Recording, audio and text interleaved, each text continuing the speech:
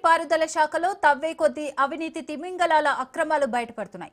ఏఈకం డీఈగా ద్విపాత్రాభినయం చేస్తున్న వేణుగోపాల్ రెడ్డిపై కుప్పలు తెప్పలుగా అవినీతి ఆరోపణలు వినిపిస్తున్నాయి. గత వైసీపీ పాలనలో ఈ వెంకట్రామయ్య అండతో వేణుగోపాల్ అక్రమాలకు పాల్పడినట్లు సమాచారం.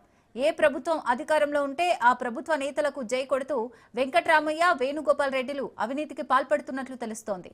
పూర్తిగా అవినీతిపరుడైన వెంకట్రామయ్య ఎస్ఈగా ఇటీవల రిటైర్డ్ కాగా తనను సిఆర్డీఏ లేదా ఇరిగేషన్ శాఖలో పోస్టింగ్ ఇవ్వాలని ప్రభుత్వానికి లేఖ రాశాడు.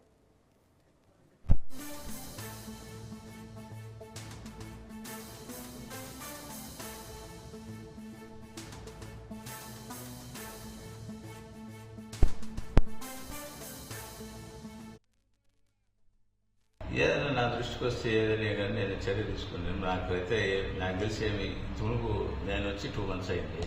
నాకు తెలిసి ఏమి లేదు సమస్యలు ఏదైనా వస్తే దానిపైన 2014 నుంచి ఈ వ్యవహారం నడుస్తూనే ఉంది సార్. మధ్యలో వైసీపీ వచ్చిన తర్వాత బ్రేక్ అయింది, మళ్ళీ ఇప్పుడు కూటమి వచ్చిన తర్వాత మళ్ళీ కంటిన్యూ అవుతుంది. అంటే ముందు అప్పుడు పాత ఇష్యూస్ నాకు తెలియదు, నేను ఈ మధ్య వచ్చాను.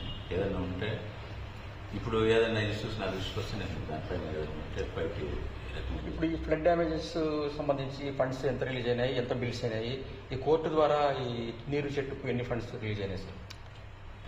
ఫ్లడ్ డ్యామేజెస్ ఒక మండలం వైజ్ ఒక రాజపేటలో ఒక 20 వచ్చినాయి లాస్ట్ ఫ్లడ్స్లో.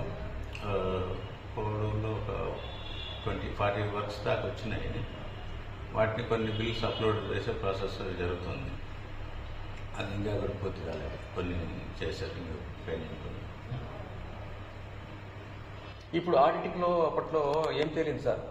ఎన్ని ఫేక్ ఈ డాక్యుమెంట్లు పెట్టి ఆ తర్వాత ఫోర్జరీ సంతకాలు పెట్టి ఎంత ఫండ్ కాజేసినారనేటువంటి సార్?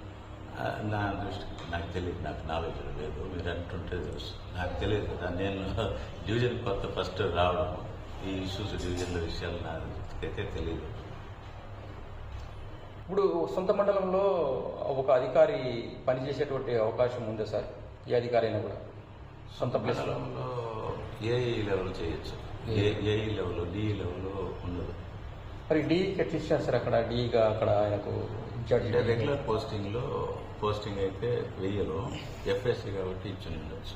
ఎఫ్ఎస్సీకి అయితే దాన్ని పట్టించుకోవాలి. ఒరిజినల్గా ప్రమోషన్ వస్తుంది కదా, దానికైతే 1000 కంపల్సరీ జిల్లా మార్చుకోవాలి. ఇప్పుడు 90,000 బిల్లు కూడా ఆయన ఒక 20,000 అడిగి డిమాండ్ చేసి ముందుగానే పట్టుకొని బిల్స్ ఇస్తాడు అనేటువంటి ఆరోపణలు కూడా ఉన్నాయి సార్. ఏదైనా ఉంటే ఎవరైనా కంప్లైంట్ చేస్తే నేను దాని మీద చర్య తీసుకుంటాను.